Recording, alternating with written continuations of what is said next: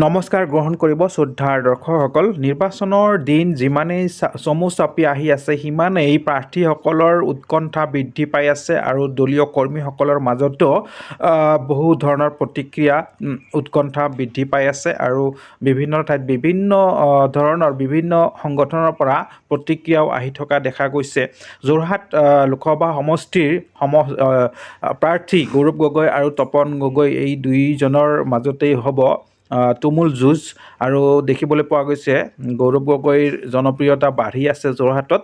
আৰু যি কি নহওক তপন গগৈ প্ৰাক্তন সাংসদ তপন গগৈৰ বিৰুদ্ধে অভিযোগ উঠাইছে চাহ বাগানৰ অৰ্থাৎ তিতাবৰ সমষ্টিৰ যি চাহ বাগানৰ ছাত্ৰসকল আছে এই ছাত্ৰসকলে কিন্তু অভিযোগ উঠাইছে তপন গগৈ সাংসদৰ বিৰুদ্ধে আৰু হুংকাৰ দিছে হয়তো তেওঁৰ বিৰুদ্ধে এইবাৰ ভোট নিদিব হুংকাৰ দিছে, কিয়নো মিছা কথা কৈছে, উন্নয়নৰ ঢাক ঢোল বজাইছে বহুত, প্ৰকৃততে এই অঞ্চলত একো হোৱা নাই, আদৰ্শ গাঁও হিচাপে ঘোষণা কৰিছে, বহু প্ৰকল্পৰ কথা কৈছে কিন্তু একো নাই।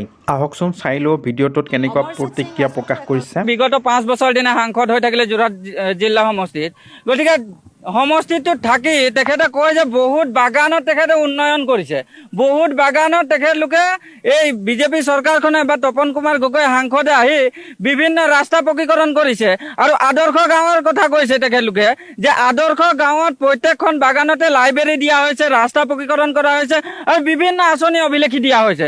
গতিকে তিতাবৰৰ চুঙি চাহ বাগিচাত বা তিতাবৰৰ বহুকেইখন বাগিচা আছে য'ত নেকি তপন কুমাৰ গগৈ ডাঙৰীয়াক চিনিয়ে নাপায়, কলা নে বগা আপুনি যদি আজিও সোধে মানুহক চিনিয়ে নাপাব। গতিকে তেনেকা মানুহ এজনে যদি কয় মিছা কথা কৈ পেলানি মানুহক ভোট বেংক হিচাপে ব্যৱহাৰ কৰি পুনৰ আকৌ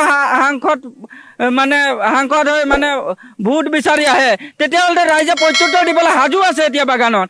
গতিকে তপন কুমাৰ গগৈ ডাঙৰীয়াক আমি তীব্ৰ ভাষাৰে ধিক্কাৰ জনাইছোঁ আৰু গৰিহণা দিছোঁ যে তপন কুমাৰ গগৈ ডাঙৰীয়াক আমাৰ এই পুৰণা লাইন ৰাস্তাৰ কাৰণে আৰু তিতাবৰৰ বিভিন্ন চাহ বাগিচা ৰাস্তাসমূহৰ কাৰণে তেখেতক আমি স্মাৰক পত্ৰ প্ৰদান কৰিছিলোঁ আৰু তেখেতে আমাক কথা দিছিলে যে আমি ৰাস্তাখিনি পকাকৰণ কৰি দিম, কিন্তু আজি তাৰিখলৈকে তিতাবৰত দেখা গ'ল বা পুৰণা লাইনত দেখা গ'ল এটা শিলগুটি নপৰিলে ৰাস্তা পকীকৰণৰ নামত। গতিকে আদৰ্শ গাঁৱৰ নামৰ কথা কৈ তেখেতলোকে লাইব্ৰেৰী বনাইছে বা কি বনাইছে আমুক তামুক ঢেৰ কিবা কিবি বকে।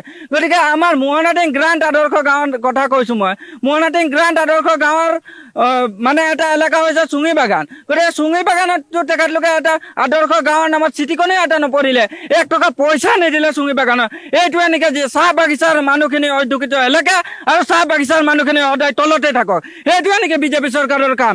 গতিকে আমি তীব্ৰ ভাষাৰে গৰিহণা দিছোঁ তপন কুমাৰ গগৈ ডাঙৰীয়াক যে আপুনি যদি ভাবিছে আগন্তুক লোকসভা নিৰ্বাচনত আমি যাম বাগানে বাগানে ভোট বিচাৰি যাম, তে আপোনাৰ এই ভাবা চিন্তা আপোনাৰ এই সপোন বাদ দিয়ক।